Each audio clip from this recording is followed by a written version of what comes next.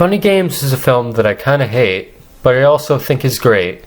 Some of you may not have seen this or its original film, both directed by Haneke. For that reason, I will show you the first scene as to not spoil anything that happens in the film. Whether you'll love it or hate it, I think it's at least worth your time, especially if you want to see something special that breaks thriller conventions. Both versions are pretty much identical, so take your pick, I guess. Haneke made the US version and casted famous actors in it, so that American audiences would see it, as he always intended for Funny Games. So we will be taking a look at the US version. Anyway, the scene opens up with a bird's eye view shot taken directly overhead a car.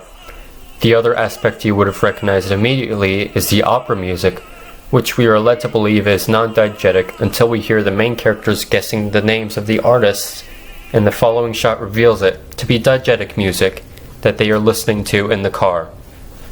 My take from this is Haneke taking the sensationalism out of the movie and throwing us into real life, which is a very common theme in the movie.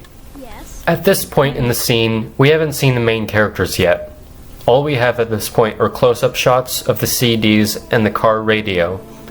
Another thing I notice about the camera work is that the shots of the car progressively transition from bird's eye to the side view of the car.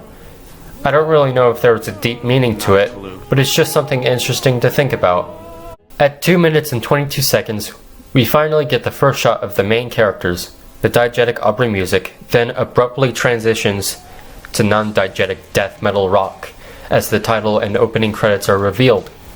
Every diegetic sound is then blocked even when we see the characters talking to each other. The use of music is definitely a use of satire as a means to take a stab at the violent slasher type of movies and the audiences that consume them, which is what the film is ultimately about when you think of it.